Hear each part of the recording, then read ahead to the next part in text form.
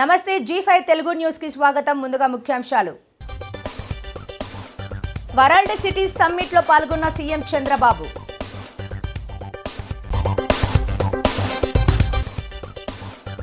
పంతొమ్మిది వేల ఖాళీలుంటే 5,000 ఉద్యోగాలకు నోటిఫికేషన్ ఇస్తారా హరీష్ రావు.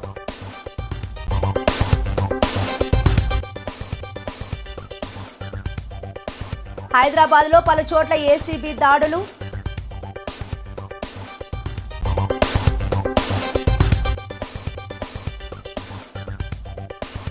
తెలంగాణ రక్షణ సేన అధినేత్రి కవిత కార్యక్రమంలో ఉద్రిక్తత. రాష్ట్రంలో 5,000 కానిస్టేబుల్ ఉద్యోగాలకు నోటిఫికేషన్ ఇస్తామని సీఎం రేవంత్ చెప్పడంపై మాజీ మంత్రి హరీష్ రావు మండిపడ్డారు. మంగళవారం ఓ కార్యక్రమంలో మాట్లాడుతూ పోలీస్ శాఖలో 19,000 ఖాళీలు ఉన్నాయని కొత్త డీజీపీ సివి ఆనంద్ తెలిపారని, మరి సీఎం ఎందుకు 5,000 పోస్టులకు నోటిఫికేషన్ ఇస్తామని అంటున్నారని ప్రశ్నించారు. ఎన్నికల ముందు పరీక్షల ఫీజులు ఫ్రీ అన్నాడని, ఇప్పుడు 400 ఉన్న 800కు పెంచాడని ఫైర్ అయ్యారు. 19,000 పోస్టులకు నోటిఫికేషన్ ఇవ్వాలని నిరుద్యోగులు ధర్నా చేస్తుంటే రేవంత్ రెడ్డి చీమ కుట్టినట్లు కూడా లేదన్నారు. మొన్న డీజీపీ గారు అన్నాడు, కొత్త డీజీపీ సివి ఆనంద్ పోలీస్ శాఖలో 19,000 ఖాళీలు ఉన్నాయన్నాడు. కానీ మొన్న రేవంత్ రెడ్డి సెకండ్ జూన్ నాడు ఏమంటుండు, 5,000 కానిస్టేబుల్ ఉద్యోగాలకు నోటిఫికేషన్ ఇస్తామంటాడు. 19,000 ఖాళీలు ఉన్నాయని డీజీపీ చెప్తే రేవంత్ రెడ్డి 5,000కే నోటిఫికేషన్ ఇస్తా అంటాడు. మరి అందరికీ ఉద్యోగాలు ఇయ్యవా? ఖాళీలున్నా ఈ నిరుద్యోగ యువత ఎన్నో ఏళ్లుగా ఎదురు చూస్తా ఉన్నారు. ఆనాడు కేసీఆర్ గారు ఒక్కటేసారి 17,000 కానిస్టేబుల్ ఉద్యోగాలను నియామకం చేసిండు, నోటిఫికేషన్ ఇచ్చిండు. 17,000 ఖాళీలుంటే 17,000 నింపిండు కేసీఆర్. మరి నువ్వు ఎందుకు నింపుతలేవు? 19,000 ఉంటే ఎందుకు 5,000 వేస్తా అంటున్నావు? నిన్న చిక్కడపల్లి సెంట్రల్ లైబ్రరీలో, దిల్సుఖ్ నగర్ లో పిల్లలు రోడ్ల మీదకి వచ్చి 19,000 ఉద్యోగాలకు నోటిఫికేషన్ చేయాలని ధర్నాలు చేస్తే ఈ రేవంత్ రెడ్డికి చీమ కుట్టినట్లేదు. ఎలక్షన్ల ముందు ఏమన్నాడు, ఉద్యోగాల నోటిఫికేషన్లు ఇస్తే అప్లికేషన్ ఫీజు ఉండదు, ఫ్రీ అన్నాడు. ఇప్పుడేం చేసిండు, 400 ఫీజు ఉంటే 800 చేసిండు, డబుల్ చేసిండు. ఎలక్షన్ల ముందు ఫ్రీ, ఎలక్షన్లు అయిపోయినాక డబుల్ ఛార్జ్. అంటే ఈ రకంగా నిరుద్యోగులను కూడా మోసం చేసినటువంటి పరిస్థితి. ఆర్ఎస్ఎస్ తన ఆస్తులు, ఆదాయ పన్ను వివరాలు తెలియజేయాలని అధికారికంగా నమోదు చేసుకోవాలని కోరుతూ ఆర్ఎస్ఎస్ చీఫ్ మోహన్ భగవత్ కు కర్ణాటక మంత్రి ప్రియాంక్ ఖర్గే లేఖ రాశారు. ప్రజాస్వామ్య వ్యవస్థలో ఏ సంస్థ అయినా చట్టానికి అతీతం కాదని, ఆర్ఎస్ఎస్ కూడా పారదర్శకత పాటించాలని సూచించారు. దీనిపై స్పందించిన మోహన్ భగత్ తన సంస్థ రహస్యంగా పనిచేయడం లేదని, బహిరంగంగానే కార్యకలాపాలు నిర్వహిస్తుందని, రిజిస్ట్రేషన్ అవసరం లేదని, ఇది రాజకీయమేనని అన్నారు. Where have they told they will not give me? ಈಗ ಇಲ್ಲಿ ತನಕ ಪತ್ರ ಇಲ್ಲ. ಸಿ ಟಿಲ್ ನಾವು officially ಕೇಳಿದಿಲ್ಲ, ಈಗ officially ಕೇಳಿದ್ದೀನಿ. Let them reply. I am an optimist. I am sure that the RSS has nothing to hide. They are the world's largest NGO. They are the most nationalistic people in India for the last 100 years. Last 100 years, Manjunath ji.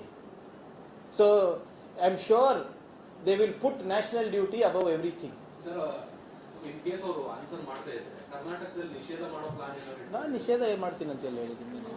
ಬರಲಿ, ನಾನು ಹೇಳಿದ್ದೀನಲ್ಲ sir, ನಾನು ಆಶಾವಾದಿ. ಬರ್ತಾರೆ ಅವರೇ, they have nothing to hide ಅಲ್ವಾ. ಮೊನ್ನೆ ತಿಸೂರಿನಲ್ಲಿ ಏನಂದ್ರು ಮೋಹನ್ ಭಾಗವತ್ ಅವರು, ಅರೆ ಹಮ್ ಕ್ಯಾ छुपाके कर रहे हैं क्या, हम संघ के नाम पर ही कर रहे हैं. मैं भी वही पूछ रहा हूँ, संघ के नाम पे कर रहे हैं तो भैया संघ क्या है, कौन है, आपका पैसा कहाँ से आता है, वही तो पूछ रहा हूँ मैं भी. वो भी वही बोल रहे हैं, हम भी वही बोल रहे हैं. Mister Mohan Bhagwat has not replied to this letter. उनका जो उत्तर था तिसूर में था जून 13 को, और मेरा letter of course it is on 13th June but released yesterday, dispatched yesterday on June 15th.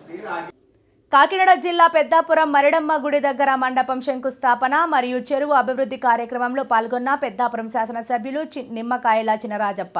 రాష్ట్ర కార్యనిర్వాహక కార్యదర్శి రాజా సూరిబాబు రాజు, కాకినాడ పార్లమెంటరీ ఉపాధ్యక్షులు నిమ్మకాయల రంగనాగ్, కూటమి నాయకులు, కార్యకర్తలు పాల్గొన్నారు. అలాగే సామర్లకోట హాల్లో అభివృద్ధి కార్యక్రమాల్లో పాల్గొన్న ఎమ్మెల్యే రాజప్ప, పార్లమెంటు ఉపాధ్యక్షులు నిమ్మకాయల రంగనాథ్, కూటమి నాయకులు, గ్రామస్తులు, అధికారులు పాల్గొన్నారు. హైదరాబాద్లోని పలు చోట్ల ఏసీపీ అధికారులు ఆకస్మిక దాడులు చేపట్టారు. Lands and survey multi zone 2 deputy director Narahari ఇంట్లో ఏసీబీ సోదాలు చేసింది. ఆదాయానికి మించి ఆస్తులు కలిగి ఉన్నాయనే కారణంతో ఏకకాలంలో వారి కార్యాలయాలు, బంధువుల ఇళ్లలో ఈ తనిఖీలు చేపట్టింది. ఈ సోదాలో నరహరి ఇంట్లో భారీగా నగదు, కీలకమైన డాక్యుమెంట్లు, బ్యాంక్ డిపాజిట్లను గుర్తించారు.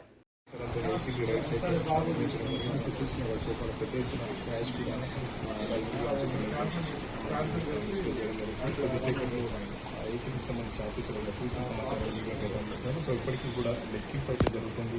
ఇంకా ఫైనల్ కాలేదు. బంగారం ఎంత ఉంది, ల్యాండ్ డాక్యుమెంట్స్ ఎంత ఉన్నాయని కూడా కింద ఒక టీం అయితే చేస్తున్నారు. సో దానికి సంబంధించి మరికొద్దిసేపు ఏసీబీ అధికారులు పూర్తి సమాచారాన్ని మీడియాకి ఇస్తారని చెప్తున్నారు. సో అమౌంట్ అయితే మొత్తం చూస్తున్నాం కదా, దాంట్లో బంగారం, వెండికి సంబంధించిన ఆర్నమెంట్స్ కూడా. సో బంగారం కూడా కింద ఇంటర్ ఆఫీసర్ బంగారం సంబంధించి కూడా సప్లై చేస్తున్నారు. దాదాపు ఏసీబీ చెందిన ఒక 20 మంది ఆఫీసర్లు చెట్టులాట్లోనే దాడి నిర్వహించారు. సో ఇట్లా దాదాపు 10 చోట్ల కూడా ఏసీబీకి సంబంధించి పెద్ద ఎత్తున ఆఫీసర్లు అయితే రైతులు పడుకుంటున్నారు. సో చూసిన దాదాపు 30 లక్షల వరకు పైన ఉంటుందని చెప్పేసి రేట్లో. సో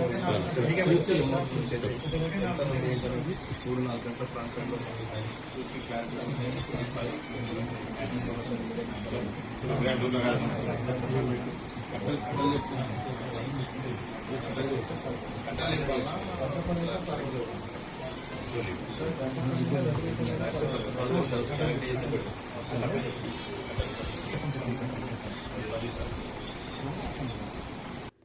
తెలంగాణ రక్షణ సేన అధినేత్రి కవిత, టీఆర్ఎస్ శ్రేణులు, కార్మిక సంఘం నాయకులు మంచిర్యాల జిల్లా శ్రీరాంపూర్ ఏరియాలోని RK7 గని ఆవరణలోకి వెళ్లేందుకు ప్రయత్నించగా పోలీసులు అడ్డుకున్నారు.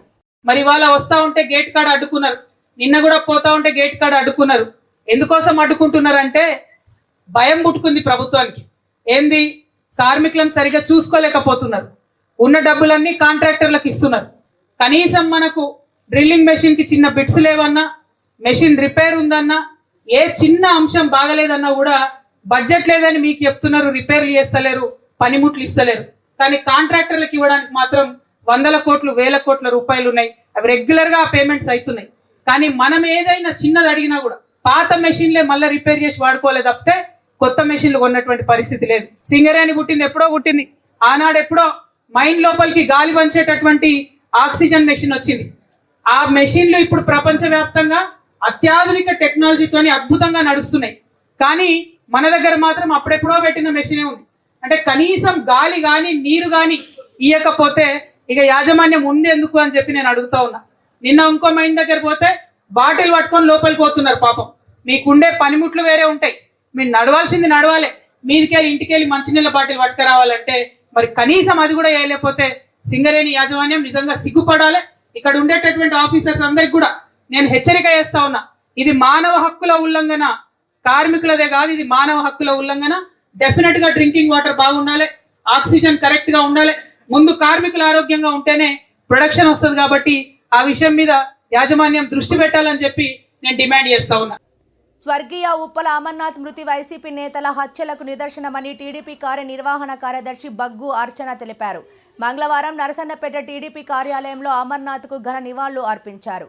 ఆమె మాట్లాడుతూ అమర్నాథ్ను హత్య చేసి నేటికి 3 సంవత్సరాలు పూర్తయిందని, అతి చిన్న వయసులోనే తన అక్కపై దౌర్జన్యం చేసిన వెంకటేశ్వర్ రెడ్డిపై తిరగబడేందుకు ఆయనపై పెట్రోల్ పోసి సజీవ దహనం చేశారని వివరించారు. అయితే మనకు వైసీపీ హయాంలోని, గొడ్డల పార్టీ హయాంలోని మనకు తెలిసిందే, నా బీసీలు, నా ఎస్టీలు, నా ఎస్సీలు, నా మైనారిటీలు అని బీసీలకు ఎంత అన్యాయం చేశారో. అమర్నాథ్ గౌడ్ అనే వ్యక్తి రేపల్లి నియోజకవర్గం నుంచి తన అక్కగారిని ఎవరైతే ఏడిపించారో వైసీపీ నేత వెళ్ళి అడగడం జరిగింది. అబ్బాయి చాలా చిన్న వ్యక్తి, 10వ క్లాస్ చదువుతున్నాడు. ఆ అబ్బాయి పైన పెట్రోల్ పోసి ఆ రోజు తగిలిపెట్టారు. అరెస్ట్ అయి బెయిల్ మీద బయటకు వచ్చిన వాళ్ళు ఉత్సవాల పేరిట వాళ్ళ ఇంటి ముందరే నృత్యాలు చేశారు. అంతేకాకుండా బాధిత కుటుంబాల ఇంటికి వెళ్ళి బెదిరించి మళ్ళీ హత్యాయత్నం చేశారు. అలాంటి వ్యక్తుల్ని ఆ రోజు వదిలేసి విచ్చలవిడిగా వదిలేసిన పార్టీకి ఇంటికి పంపించారు ఈ ఆంధ్ర ప్రజలు. అయితే ఇవాళ ఆయన్ని తలుచుకుంటూ మరింతగా ఇవాళ పరిపాలన ఎలా ఉందో మీరు చూస్తున్నారు. తెలుగుదేశం ప్రభుత్వంలో, తెలుగుదేశం హయాంలో, అలాగే కూటమి ప్రభుత్వంలో ఇవాళ ప్రతి ఒక్క బీసీకి, ప్రతి ఒక్క వ్యక్తికి శాంతి భద్రతలతో మంచి భద్రతా భావం కల్పించగలిసే పార్టీ సుపరిపాలన అందిస్తున్న మన చంద్రబాబు నాయుడు గారికి, నారా లోకేష్ గారికి ధన్యవాదాలు తెలుపుతూ నాగర్ కర్నూలు జిల్లా అచ్చంపేట నియోజకవర్గంలోని నల్లమల అడవుల్లో పెద్ద పులులు స్వేచ్ఛగా విహరిస్తూ పర్యాటకులకు కనువిందు చేశాయి. శనివారం ఆమ్రాబాద్ టైగర్ రిజర్వ్ సఫారీకి వెళ్లిన పర్యాటకులకు పెద్ద పులులు రోడ్డు దాటుతూ కనిపించాయి. ఆమ్రాబాద్ అడవుల్లో పులుల సంఖ్య పెరగడం, అవి స్వేచ్ఛగా తిరగడం పట్ల అటవీ అధికారులు, పర్యావరణ ప్రేమికులు సంతోషం వ్యక్తం చేస్తున్నారు. జీవనోపాధిని ధ్వంసం చేశారు, నడి రోడ్డుపై నిలబెట్టారు, 30 లక్షల విలువ చేసే నష్టాన్ని చేశారు. అర్ధరాత్రి అమానుషంగా ఎటువంటి సమాచారం లేకుండా శ్రీదుర్గ మోటార్స్ షెడ్డును పూర్తిగా ధ్వంసం చేసి ఉపాధి లేకుండా చేశారని, ఇది ఎంతవరకు సమంజసమని బాధితుడు కారు షెడ్డు యజమాని చీకట్ల దుర్గాభవాని ఆవేదన వ్యక్తం చేశారు. ఇక వివరాల్లోకి వెళ్తే కాకినాడ రూరల్ మండలం రాయుడుపాలెం మెయిన్ రోడ్డు వద్ద తోట బాబీ అనే వ్యక్తి దగ్గర స్థలాన్ని లీజుకు తీసుకుని గత సంవత్సర కాలంగా కాళ్లు రిపేరు చేసుకుంటూ జీవనం సాగిస్తున్న తరుణంలో ప్రకాష్ జైన్ అనే వ్యక్తి స్థలం నాది అంటూ ఎటువంటి నోటీసులు సమాచారం లేకుండా షెడ్ని రాత్రికి రాత్రి 1 గంట ప్రాంతంలో రౌడీలతో తీసుకొచ్చి ధ్వంసం చేశారని, 30 లక్షల రూపాయలు నష్టపోయామని ఆవేదన వ్యక్తం చేశారు. అయితే మెయిన్ రోడ్డులో అర్ధరాత్రి ఇలా జరుగుతున్నా కనీసం పోలీసు సిబ్బంది గానీ, రాత్రిపూట తిరిగే గస్తీ పోలీసులు ఎవరూ కానరాలేదు. సంబంధించిన బాధ్యులను వెంటనే అరెస్ట్ చేసి నాకు న్యాయం చేయాలని బాధితుడు మీడియా ద్వారా వేడుకున్నారు. నేను కాకినాడలో ఉంటున్నాను. రాయుడుపాలెం సెంటర్లో మా ఇల్లు. అచ్చంపేట జంక్షన్ దగ్గర నేను గ్యారేజ్ పెట్టుకున్నాను. గత 8 నెలలుగా నేను షాపు తోట బాబీ గారి దగ్గర అడ్వాన్స్ 35,000 ఇచ్చి రెంట్ కొంటున్నాను. ప్రతి నెల 55,000 రెంట్ అలాగే ఉన్న ప్రతి నెల కట్టేస్తున్నాను. నిన్న రాత్రి కొంతమంది దుండగులు వచ్చి 1 గంట సమయంలోని మొత్తం జేసీబీ తీసుకొచ్చి మొత్తం అంతా నాశనం చేసి పట్టుకుని వెళ్ళిపోయారు. ఎవరు అందులో ఎవరు పేర్లు తెలియదు సార్ మనకి. వాళ్ళు ఎవరు వచ్చారో మనకి తెలియదు. రాత్రి వచ్చారు, ఎవరు చేసిందో మనకి తెలియదు. మన పొద్దున్న తీసుకెళ్ళి స్టేషన్లో కంప్లైంట్ ఇచ్చుకున్నాం. సీసీ కెమెరాలో అన్నీ మొత్తం బద్దలు కొట్టేశారు. ఎవరు వచ్చారు కనీసం ఏ ఫుటేజ్ లేదు మన దగ్గర. మొత్తం అంతా 2 కుర్రాలు వచ్చారు, అది ఫుటేజ్ ఉంది మొత్తం మన దగ్గర. వచ్చి నైట్ చేసి కెమెరాలు బద్దలు కొట్టిన తర్వాత మిగతా వాళ్ళందరూ వచ్చారు. కార్లు నాశనం చేసేసి కార్లు ఏవి పని చేయకుండా బయట పాడేసి ఉన్న సామాన్లతో సుద్దా మొత్తం పట్టుకుని వెళ్ళిపోయారు. 30 లక్షలతో 40 లక్షలతో లాస్ చేసి వెళ్ళిపోయారు. నాకు ఈ పరిస్థితి ఏంటో నాకు ఏం అర్థం కావట్లేదు. రాత్రి ఉన్న కార్లన్నీ తాళాలు తీసేసి కార్లన్నీ బయట పాడేసి ఆ తాళాలన్నీ మొత్తం పట్టుకుని వెళ్ళిపోయి సంచిలో రింగులో బిచ్చులో మొత్తం అన్ని పట్టుకుని సంచిలో సడన్గా వెళ్ళిపోయారు. ఎంత ఉంటుంది నష్టం? ఎంత ఉంటుంది నష్టం? సుమారు నుంచి 30 లక్షల దాకా ఉంటుందండి మొత్తం అంతా కలిపి. పోలీస్ కంప్లైంట్ ఇచ్చారా? పోలీస్ కంప్లైంట్ పొద్దున్న మార్నింగ్ 5 గంటలకు వచ్చి చూసుకున్నాను సార్. 5 గంటలు చూసుకుని మొత్తం ఏం చేయాలి దోచుకో కాల్ చేస్తే ఆడకపోతే స్టేషన్ దగ్గరికి వెళ్ళి కూర్చున్నాను. స్టేషన్లో వెళ్ళి పొద్దున్న 5 గంటలకి కంప్లైంట్ ఇచ్చుకున్నాను. వచ్చే మొత్తం విజువల్స్ అంతా చూసుకొని వెళ్ళిపోయారు.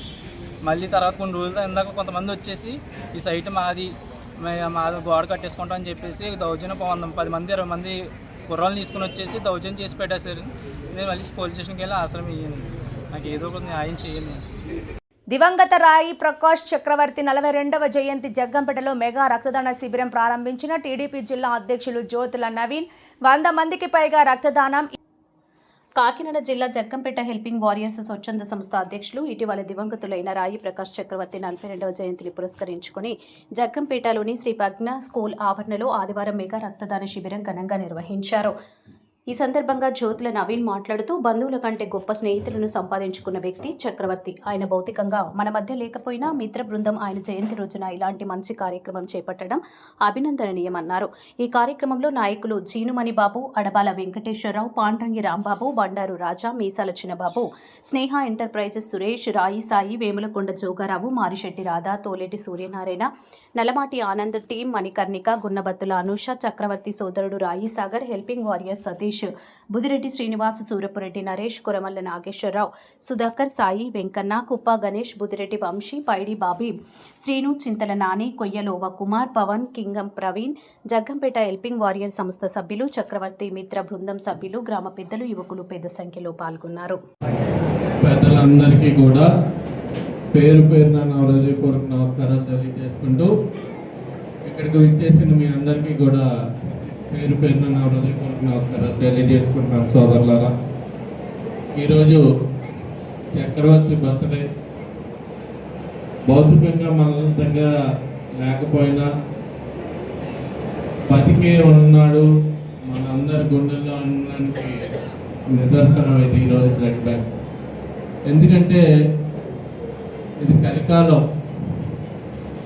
డబ్బు ఉంటేనో, పదవి ఉంటేనో, లేకపోతే ఇంకొకటి ఉంటేనో మన చుట్టూ ఉండే ప్రజలు వేరు. కానీ ఏమీ లేకపోయినా స్నేహానికి విలువిచ్చి ఈరోజు స్నేహం విలువను కాపాడిన ఈ స్నేహితులందరికీ కూడా శిరస్సు వంచి పాదాభివందనం తెలియజేస్తున్నాను సోదరులారా. స్నేహం విలువ నాకు తెలుసు. ఎందుకంటే గతంలో పూర్వం అయితే ఎక్కువ బంధువర్గం కానీ ఎక్కువ చుట్టాలు కానీ ఉంటే అదృష్టవంతుడు. ఈరోజు చుట్టాల కన్నా, బంధువుల కన్నా, ఆత్మీయుల కన్నా స్నేహితులు ఉన్నవాడే అదృష్టవంతుడు ఈ రోజున.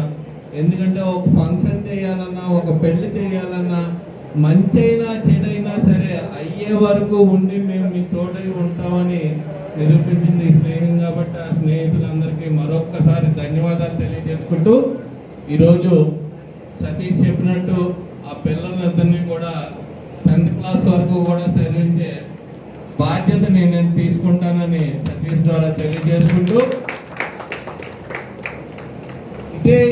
దీన్ని మనం కాపాడుకోవాల్సిన అవసరం ఉంది. స్నేహ బంధాన్ని కాపాడుకోవాల్సిన అవసరం ఉంది. ఈ సంవత్సరంతో వదిలేకుండా ప్రతి సంవత్సరం కూడా మనం గుర్తు చేసుకుంటూ ముందుకెళ్లాల్సిన అవసరం ఉంది. సాయి మేనల్లు పాపం చాలా స్పీడ్గా చేదోడు అదోడు ఉండేవాడు. సాయికి తీరని లోటు ఈ రోజున. ఆ లోటు చక్రవర్తిని మేమైతే తీసుకురాలేము, కానీ సాయి నీకు ఎప్పుడు ఏ ఇబ్బంది వచ్చినా సరే మేము అందరూ కూడా నీకు తోడై ఉంటామని మనస్ఫూర్తిగా తెలియజేసుకుంటూ సెలవు తీసుకున్నాం. Thank you. ఇప్పటి వరకు టీచర్ల నియామకం కోసం నిర్వహించిన డిఎస్సి పరీక్షల ఎంపికలలో 11 తమ టీడీపీ ప్రభుత్వ హయాంలో తీసివేసినవేనని టీడీపీ నాయకులు వెల్లడించారు. ఎంతో కాలం కష్టపడి చదివి టీచర్ ఉద్యోగాలు పొందిన వారిని రద్దు చేస్తామని వైసీపీ నేతలు చెప్పడం వారి అవివేకతనానికి నిదర్శనం. కాకినాడలోని గోదావరి కళాక్షేత్రంలో 2025 డిఎస్సిలో ఎంపికైన ఉపాధ్యాయులతో పట్టభద్రుల ఎమ్మెల్సీ పేరాబత్తుల రాజశేఖర్ కార్యక్రమాన్ని నిర్వహించారు. ఈ సందర్భంగా నిర్వహించిన కార్యక్రమంలో రాజశేఖర్ మాట్లాడుతూ తమ కూటమి ప్రభుత్వం డిఎస్సిని నిష్పక్షపాతంగా నిర్వహించిందని అన్నారు. ఇక నుంచి ప్రతి ఏడాది డిఎస్సి గ్రూప్ స్థాయి వంటి ఉద్యోగాలకు నియామకం జరుగుతుందని పేరాబత్తుల చెప్పారు. ఈ కార్యక్రమంలో హెడ్ మాస్టర్ అసోసియేషన్ రాష్ట్ర అధ్యక్షుడు సిహెచ్ రవి, పిఆర్టీయు జిల్లా అధ్యక్షుడు సిహెచ్ ప్రదీప్ కుమార్, ఎస్టీయు జిల్లా అధ్యక్షుడు ఎన్ సత్యనారాయణ, నోబెల్ టీచర్స్ అసోసియేషన్ జిల్లా అధ్యక్షుడు వి సూరిబాబు, సిపిఎస్ రాష్ట్ర ఉద్యోగుల సంఘం ప్రధాన కార్యదర్శి ఎం రవికుమార్, పిఈటి అసోసియేషన్ జిల్లా అధ్యక్షుడు డి శ్రీనివాస్ తదితరులు పాల్గొన్నారు. ముందుగా మనం అందరం రవి గారు మాట్లాడుతూ హెచ్ఎం అసోసియేషన్ అధ్యక్షులు వారు ఎన్టీ రామారావు గారి గురించి చెప్పారు.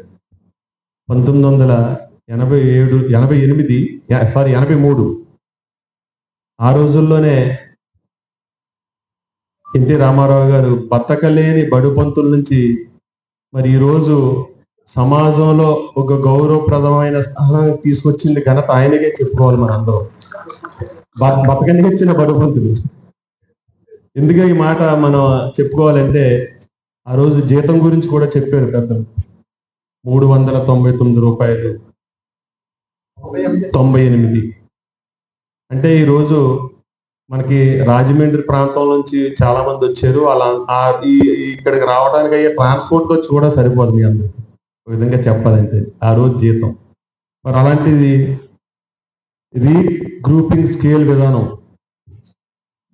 ఆ రోజు మీరందరూ చాలా మంది నాకు తెలిసింది పుట్టి ఉండరు. మీరు 83 నాటి ఆయన తెలుసుకోవాలి. ఆ రోజు ఆ జీతం నుంచి ఈ రోజు మీరు ఈ స్కేల్ తీసుకుంటున్నారంటే సామాన్యుడు నుంచి, ఎందుకంటే ఈరోజు సాఫ్ట్వేర్ ఉద్యోగుడికి ఎంత జీతం వస్తుందో అంత జీతం వస్తుందంటే ఆయన ఆ రోజు ప్రవేశపెట్టిన విధానం, ఆయన పెట్టిన విధానం.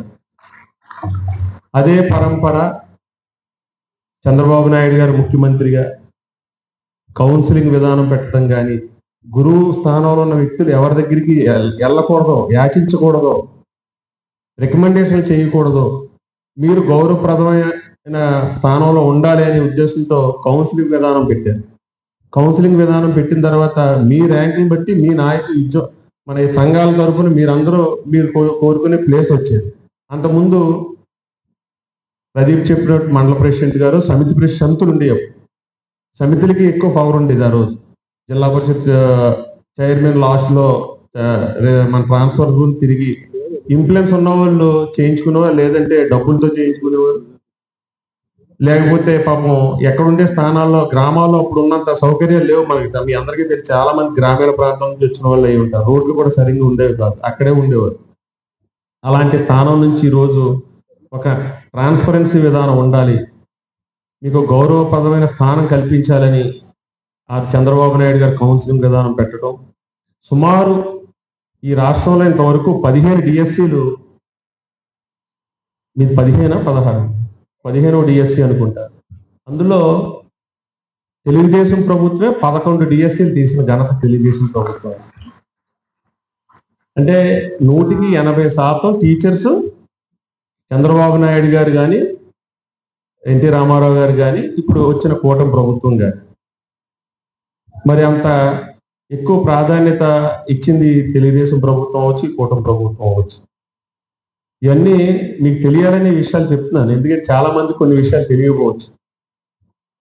అదేవిధంగా మనం చూసుకున్నట్లయితే మెగా డిఎస్సి 2025 చంద్రబాబు నాయుడు గారు మాటిచ్చిన ప్రకారం మొదటి సంతకం పెట్టి సీఎంగా ప్రమాణ స్వీకారం చేసిన తర్వాత మొదటి సంతకం పెట్టి డిఎస్సి. లోకేష్ గారు విద్యాశాఖ మంత్రి. కాకినాడ జిల్లా తునిలో అదృశ్యమైన చిన్నారిపై అటవీ జంతువులు దాడి చేసి ఉంటాయని ఎస్పీ అనుమానాల నేపథ్యంలో ప్రత్యేక బృందాలు సోమవారం రాత్రంతా విస్తృతంగా గాలించాయి. డ్రోన్లు, నెట్ ట్రాప్ కెమెరాల సాయంతో అడవిని జల్లెడపట్టాయి. అయితే ఆ ప్రాంతంలో జంతువుల కదలికలు కనిపించలేదని ప్రత్యేక బృందాలు వెల్లడించాయి. క్రూర మృగాలు లేవని అధికారులు స్పష్టం చేయడంతో ఈ కేసులో మరో ట్విస్ట్ చోటు చేసుకుంది. దాంతో చిన్నారిని ఎవరైనా కిడ్నాప్ చేశారా, ఇంకేమైనా జరిగిందా అనే కోణంలో పోలీసులు విచారిస్తున్నారు. సింగపూర్లో జరిగిన వరల్డ్ సిటీస్ సమ్మిట్లో ఏపీ సీఎం చంద్రబాబు పాల్గొన్నారు. లీడర్షిప్ ప్లీనరీ 2లో ఆయన ప్రసంగిస్తూ అమరావతిని గ్రీన్ ఫీల్డ్ సిటీగా అంతర్జాతీయ మౌలిక వసతులతో తీర్చిదిద్దుతామని పేర్కొన్నారు. రాజధాని కోసం రైతులు 35,000 ఎకరాలు స్వచ్ఛందంగా అప్పగించారని, అందులో కొంత భాగాన్ని అభివృద్ధి చేసి రైతులకు తిరిగి ఫ్లాట్లు ఇస్తున్నామని చెప్పారు. అమరావతిని నాలెడ్జ్ సిటీగా, క్వాంటమ్ కంప్యూటింగ్ హబ్, డిజిటల్ ఇన్ఫ్రాస్ట్రక్చర్తో ప్రపంచంలోనే అత్యుత్తమ నగరంగా నిర్మిస్తున్నామని, సరికొత్త ఆలోచనతో అవకాశాలను వినియోగించుకోవాలని సీఎం కోరారు. Urban infill, infrastructure, economy, automation that has become a livable city today. In India, I built Hyderabad. It is a part of Hyderabad. Today, highest per capita income of the state and also most livable city is Hyderabad. That is how we built. Future is, my state is divided into 2 states. God has given me to build one more city. That is where I am building Amravati today. This is a Hyderabad brownfield city. Now I am building greenfield city, new branded city. In this future city, people first. Inclusion, equity, nature, opportunity. That is livable city. This will be experiential city. That is where we are planning in a big way. If you see here a tale of Amravati, India's largest greenfield smart city. Details are available. Vision is Amravati is envisaged to be a happy city with the highest standards of livability, sustainability and experiences. It will have world-class infrastructure facilities and economic opportunities for all. Further, this is the city, beautiful river, dividing the city into 2. And also inner ring road, outer ring road. Tomorrow you wanted to see one of the best iconic bridges, you have to come to Amravati. That is how we are building this city. 9 thematic schemes we are working for economic pillars of economic growth, sports city, convention, financial, knowledge, justice, electronics, tourism, health, and media. These are all various concepts we are taking for building the city. These are all, if you see this building, all administrative buildings are iconic buildings. It is a unique buildings we are building. Total greenery, all these things. If you see here, this is a new concept we have introduced. 35,000 acres of land under land pooling. Farmers gave us. I didn't spend one pie. It is a land monetization scheme. I am paying some annuity and I am developing land. Some land I am selling. Remaining land I am developing and giving back to the farmers. That is the concept we have taken. Here, inclusive city. ప్రధాని నరేంద్ర మోడీ 12 పాలనలో దేశం అన్ని రంగాల్లో అభివృద్ధి జరిగిందని sir రాష్ట్ర convener MLA Nallamilli Ramakrishna Reddy పేర్కొన్నారు. మంగళవారం కాకినాడలో ఓ హోటల్లో దేశం సాధించిన అభివృద్ధిపై విలేకరులతో సమావేశం నిర్వహించారు. ఈ సమావేశానికి బీజేపీ కాకినాడ జిల్లా అధ్యక్షుడు బిక్కిన విశ్వేశ్వరరావు అధ్యక్షత వహించగా రాష్ట్ర మీడియా అధికారి ప్రతినిధి పెద్దిరెడ్డి రవికిరణ్ వివరాలు తెలియజేశారు.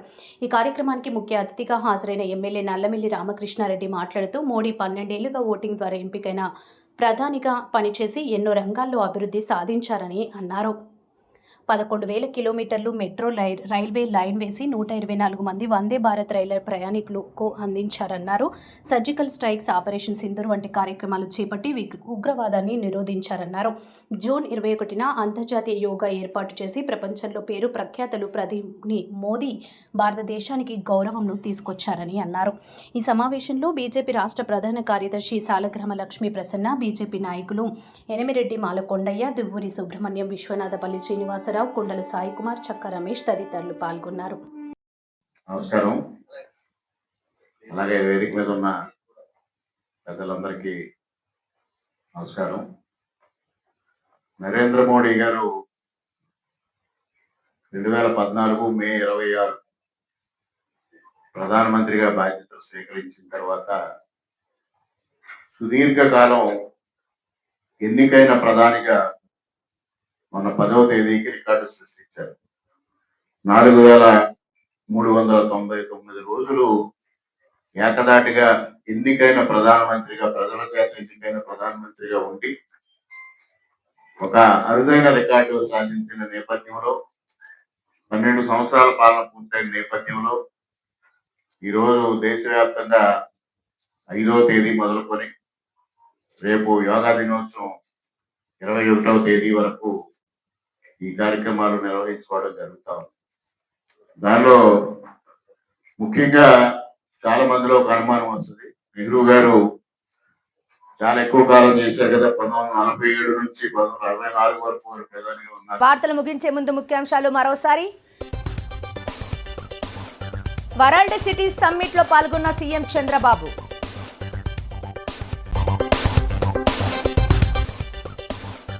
పంతొమ్మిది 19,000 ఖాళీలుంటే 5,000 ఉద్యోగాలకు నోటిఫికేషన్ ఇస్తారా హరీష్ రావు.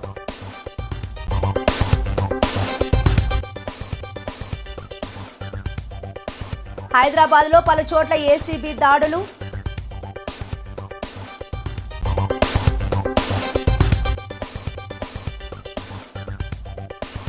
తెలంగాణ రక్షణ సేన అధినేత్రి కవిత కార్యక్రమంలో ఉద్రిక్తత. ఈ వార్తలు ఇంతటితో సమాప్తం. నమస్కారం.